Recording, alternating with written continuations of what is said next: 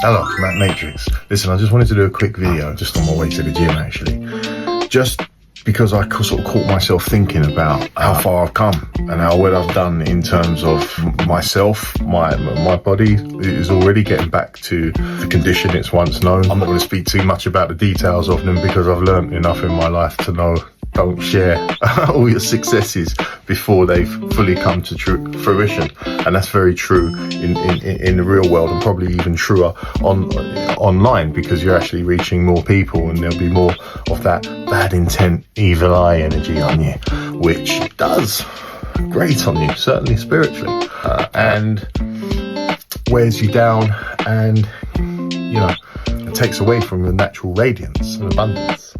So, but I will say this, a few irons in the fire that I've been working on recently, and yeah, I've secured some decent opportunities that are certainly going to elevate my life in terms of abundance. And it's by no accident. I've been trying to.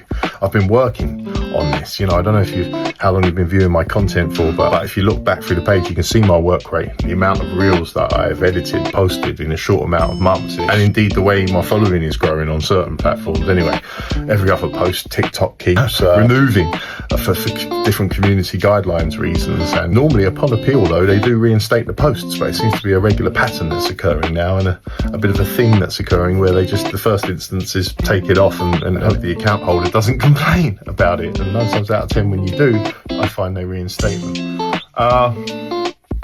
So it's really a motivational post for everyone else to say, look, these things don't happen by accident. Your life isn't going to improve. You're not going to attract more opportunity, more wealth, more kindness, more love from other people by not strategizing on how to go about improving yourself and evolving as a person. You need to set a plan of actions and then stick to it consistently. Listen, I don't know how familiar you are with me as a person and my journey. It depends how long you've been following me for, if you know. But I can tell you that I've been through some very hard times in my life, and just recently I lost everything. I was at a social and financial standing of the highest caliber that I've achieved in my life so far, and then it was all taken from me, ultimately because I've done the wrong things with my freedom and success, and I've learned from that. These things keep edging us towards the version of ourselves that we're destined to be, but none of it comes without hard work and consistency. After I lost everything recently, my home, my car, friends, even family members to some extent, my freedom, liberty, the area that I could live, I lost so much. I'm going to be real and I'm going to be honest with you. You know what I've done for the first year? We're not talking days or weeks here, we're talking a whole year that I was really beside myself with just grief and sorrow over the old me, the life that I lost. I pretty much sat on the couch watching different films, watching different shows and movies, binge watching, ordering Uber Eats normally twice, not once a day. Burger King, Pizza Hut, even McDonald's, Chinese, Indian takeaways. I didn't discriminate. I ate it all. Negative thinking is another one. I used to just lay on my bed scrolling, doom scrolling on my phone. Not even watching content, uplifting content like I'd like to think mine is. Watching shit, do you know what I mean? Hollywood celebrities giving their opinions on things, being interviewed. People doing pranks and stuff on people out in the streets. Scantily clad women doing all sorts of poses. Shit that is literally designed to just keep us distracted in a low vibration and concentrating and focusing on the wrong things all the time. I spent months, if not years, on my bed following this kind of diet, following this kind of regime with my spare time. I'd wake up and check what I'd missed on the phone before I even think about or remember who I actually am. I'd tell myself I'm staying connected, but somehow I was never more distracted. I mean, think about it. The phone shows you everything happening everywhere except the one place that you actually are.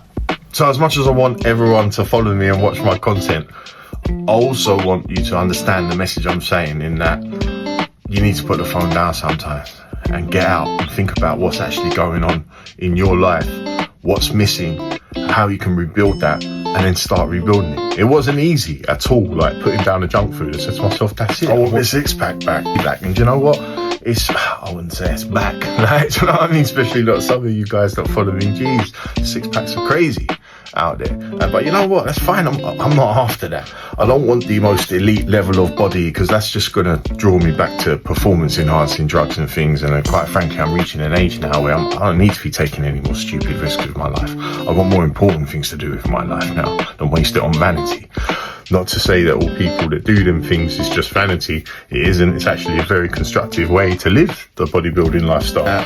Which brings me on to my next point. The diet and the food was such a big part of it. You know, when I was eating that junk food, it's like my thoughts were junk. Everything was junk. My body, you know, shit in, shit out. It translated into the way I think about the world and the things that I'm focusing on, my energies. When I stopped eating all junk food, now I'll just have things like a couple of cans of mackerel with an avocado, you know, for lunch. I'll try and fast for as long as I possibly can and not eat it in the evenings past 5, 6 o'clock maybe, you know. When I wake up, this whole the breakfast of champions and breakfast is for kings and all this kind of mentality that we've been programmed into believing is poppycock.